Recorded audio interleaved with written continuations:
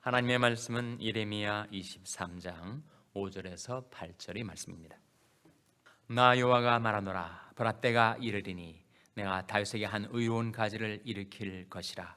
그가 왕이 되어 지롭게 행사하며 세상에서 공평과 정의를 행할 것이며 그의 날에 유다는 구원을 얻겠고 이스라엘은 평안히 거할 것이며 그 이름은 여호와 우리의 의라 일컬음을 받으리라.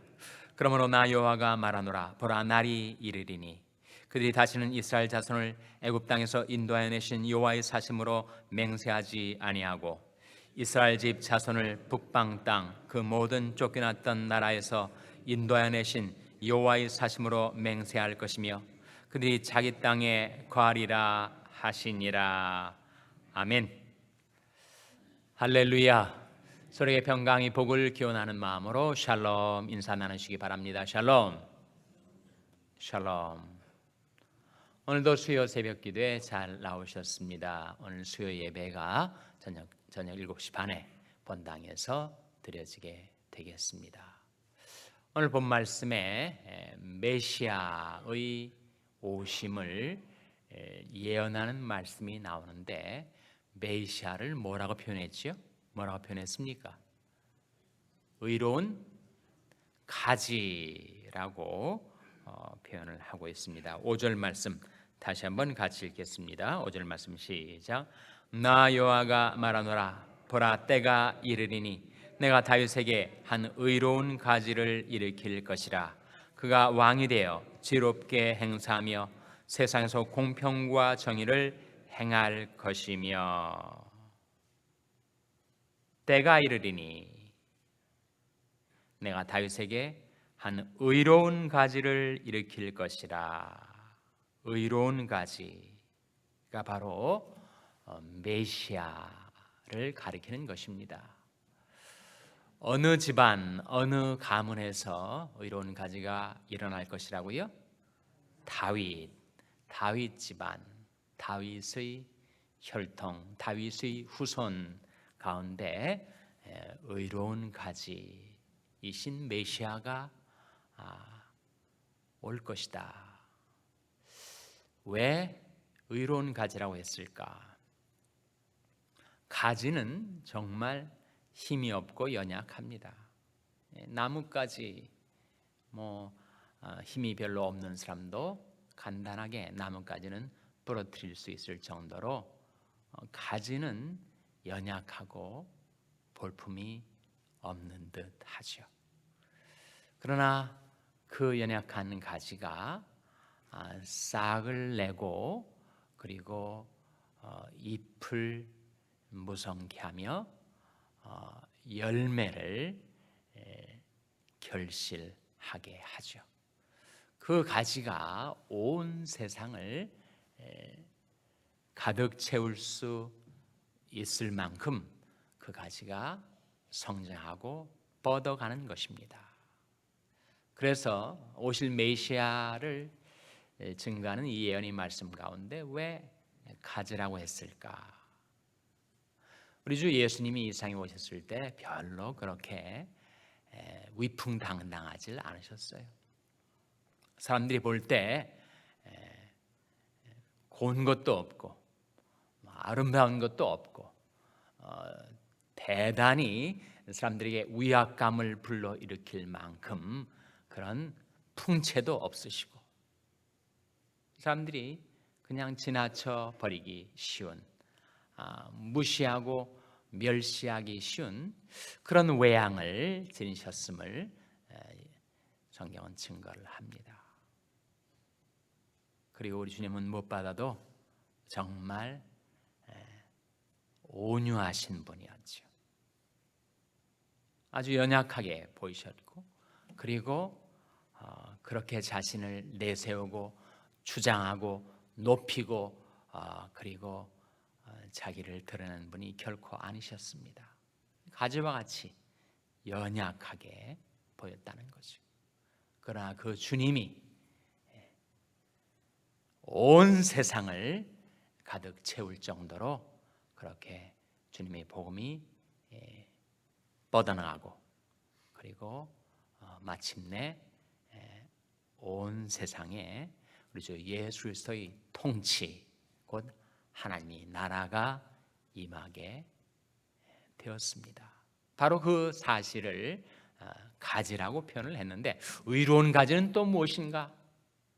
그 메시아가 오셔서 우리에게 주시는 선물이 있는데, 그 선물이 뭐라는 겁니까? 바로 의를 주신다. 의가 뭐 대단한 선물인가 이렇게 여겨질지 모르지만, 의 정반대가 뭐죠? 의 반대가 뭡니까? 한 단어로 죄 아니에요? 죄. 의와 죄. 죄는 하나님과 불화를 일으킵니다. 우리가 죄를 짓고 살면 하나님과의 관계가 손상을 입어요.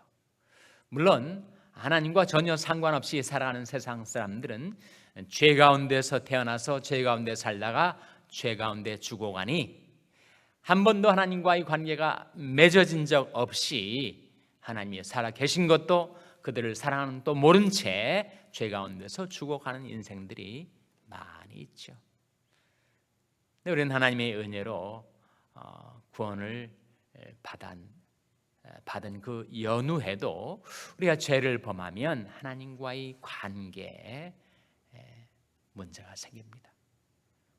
하나님과의 교제가 막히죠. 내 마음의 평안을 잃어버립니다. 하나님과 불화 관계를 가져오는 것이 죄입니다. 반대로 의는 무엇인가? 성경이 말하는 의는 뭐죠? 의는 하나님께 받아들여지는 것, 하나님께 용납되는 것, 그것이 바로 의입니다. 인간이 행위로 쌓아올린 의로서 과연 하나님과의 관계 회복을 이룰 수가 있는가? 불가하다라는 거예요. 그렇게 될 수가 없습니다. 인간이 정말 마음을 굳게 먹고 내가 지금까지는 죄 짓고 살았지만 이제는 단 한 번도 죄를 짓지 않고 앞으로 남은 인생을 살리라, 그 결심대로 되는 것도 불가능하지만, 혹 그런 일이 가능하다고 가정한다 할지라도 그가 지금부터 한 번도 죄를 짓지 않고 이롭게 살았다 할지라도 그 결심 이전에 지었던 죄는 어떻게 되는 거예요? 그 죄 때문에 결국 인간은 멸망할 수밖에 없는 그런 처지였는데, 의는 무엇인가? 하나님이 주시는 선물인데, 그 선물을 받아든 사람은 그 의 때문에 하나님과의 관계가 회복된다 하는 거죠. 죄로 하나님과 불화 관계에 있었던 내가 이제 하나님과 화목해 된다 하는 겁니다. 그래서 의는 하나님과의 관계 회복, 하나님과의 화목을 가져다 주는 것인데, 인간이 그 의를 이룰 수가 없었을 때 하나님께서 메시아를 통하여 우리에게 의를 선물해 주신 거죠. 그래서 메시아를 가리켜서 의로운 가지라고 한 것입니다.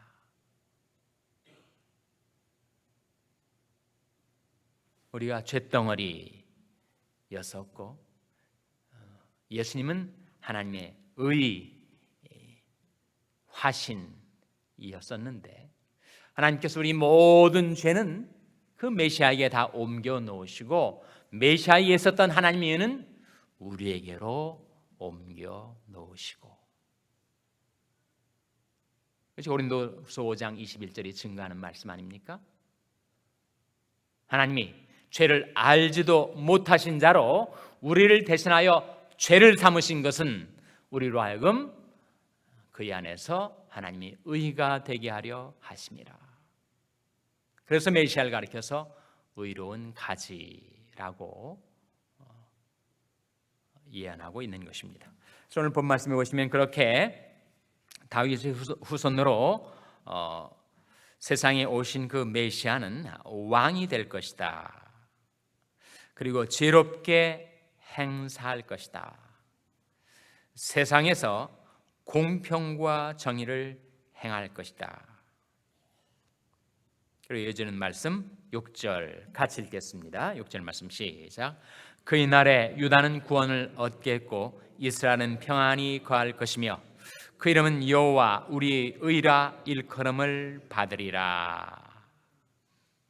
그래서 메시아가 오시면 두 가지가 그 결과로 주어지게 된다. 두 가지가 뭐예요? 하나는 구원, 또 다른 하나는 뭡니까? 평안입니다. 구원과 평안. 메시아는 우리에게 오셔서 의를 선물해 주심으로써 바로 우리의 의가 되어 주심으로 우리를 죄 가운데서 구원해 주시고 그 결과 평안히 살 수 있게 해 주신다는 거예요. 정말 우리가 살고 있는 이 세상에는 근심된 일도 많고 죽을 일도 많이 쌓여 있는데 우리가 의로운 가지신 예수님을 날마다 의지하며 살면 우리는 날마다 하나님의 구원을 체험하고 그리고 날마다 평안히 살아갈 수 있다. 그것이 정말 우리 인생에 들려진 복음이 아니겠습니까?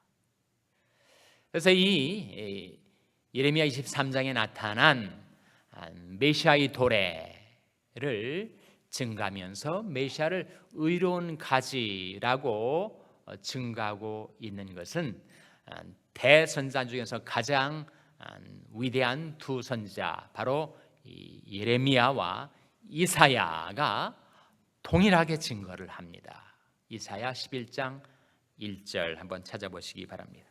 이사야 11장 1절. 이사야 11장 1절 말씀은 구약성경 980면입니다. 구약성경 980면. 이사야 11장 1절 말씀. 이사야 11장 1절 같이 읽겠습니다. 시작. 이새의 줄기에서 한 싹이 나며 그 뿌리에서 한 가지가 나서 결실할 것이요. 이새는 누구죠? 다윗의 아버지 아닙니까?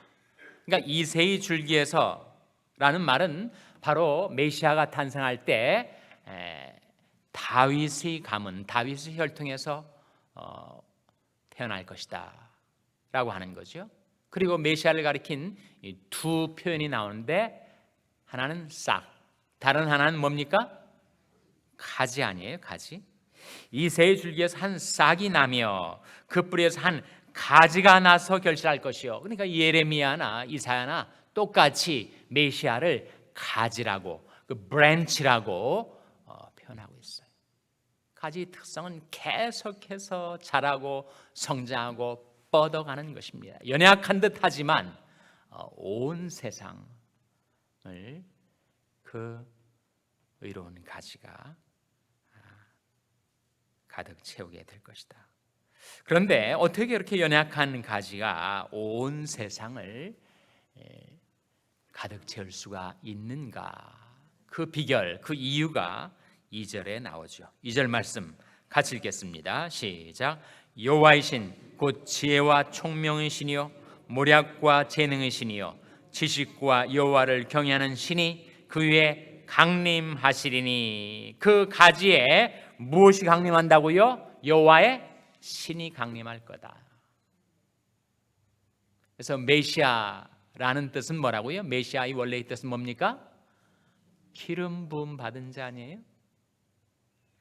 그 기름 부음을 받았다 할 때 기름은 뭘 가리킵니까?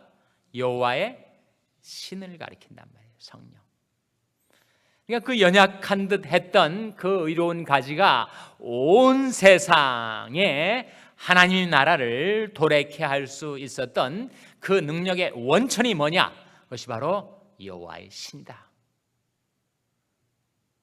지혜와 총명의 신이요 모략과 재능의 신이요 지식과 여호와를 경외하는 신, 그 성령의 기름 부음이 임했기 때문에 메시아를 통하여 온 세상에 하나님의 나라가 임하게 된다 하는 거죠.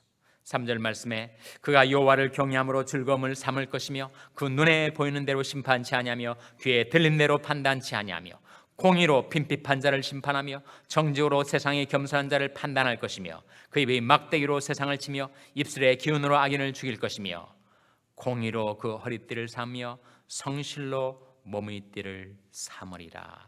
주님의 일생을 이 짧은 5구절로 다 요약 증거하는 것이 아니겠습니까? 그래서 메시아의 뜻은 바로 기름 부음 받은 자. 그리스도의 뜻은 뭐예요? 그리스도란 뜻은 뭡니까? 우리 주님을 가리켜서 예수 그리스도라고 할 때 그리스도의 뜻은 뭡니까? 역시 기름 부음 받은 자. 그럼 메시아는 뭐고 그리스도는 뭔가? 메시아는 구약 성경에 쓰여진 히브리어로 기름 부음 받은 자. 그리스도는 신약 성경에 쓰여진 헬라어로 기름 부음 받은 자. 그 기름 부음은 바로 성령의 기름 부음을 가리킵니다. 우리를 가리켜서 크리스찬, 그리스도인이라고 할 때 크리스찬의 뜻은 뭐예요? 물론 안디옥 교회에서 세상 사람들이 비아냥거리는 어조로 쟤들이 예수장이라고 하듯 그리스도인하고 그렇게 이름이 붙여졌지만 그 뜻은 바로 뭡니까? 우리 역시 기름 부음 받은 자. 그래서 우리는 작은 그리스도, 작은 메시아처럼 이 세상에 살아가도록 부름을 받은 자들입니다. 우리가 의로운 가지이신 예수님을 의지하고 기름 부음을 우리에게 보시는 여호와이신 곧 지혜와 총명이시니요 모략과 재능이시니요 지식과 여호와를 경외하는 신 성령 안에서 행하며 살아갈 때 근심된 일도 많고 죄악된 일도 많은 이 세상 가운데 날마다 하나님의 구원을 체험하며 평안히 살아가는 여러분 되시기를 주님의 이름으로 축원합니다. 기도하시겠습니다. 오늘 말씀 기억하며 하나님, 저희들도 주님을 의지해서 성령의 능력으로 구원과 평안을 누리며 살게 해주시옵소서. 기도하시기 바랍니다. 우리 자녀들을 위해서 기도할 때 하나님, 저희들의 자녀들의 마음을 하나님이 손 안에 두셔서 저들이 구원을 얻으며 평안히 거할 수 있게 해주시옵소서. 기도하시기 바랍니다. 병상에 낙한 지체들을 위해서 기도할 때도 하나님, 성령의 능력으로 저들을 소생시켜 주시고 회복시켜 주시옵소서. 위하여 기도해 주시기 바랍니다. 우리 샬롬교회를 위해서 기도할 때 하나님, 저희 샬롬교회가 의로운 가지이신 메시아처럼 저들은 연약하지만 성령의 능력으로 온 세상에 주님의 복음을 전파하고 하나님 나라의 도래를 위하여 쓰임받는 교회가 되게 해달라고 기도해 주시기 바랍니다. 여러분의 생업을 위해서 기도하시고 ICC 선교 사역을 위해서 기도해 주시기를 바랍니다. 하나님, 이 아침에 하나님 앞에 나온 저희들에게도 성령의 충만함을 주시옵소서. 이런 제목들로 우리 합심해서 기도하겠습니다.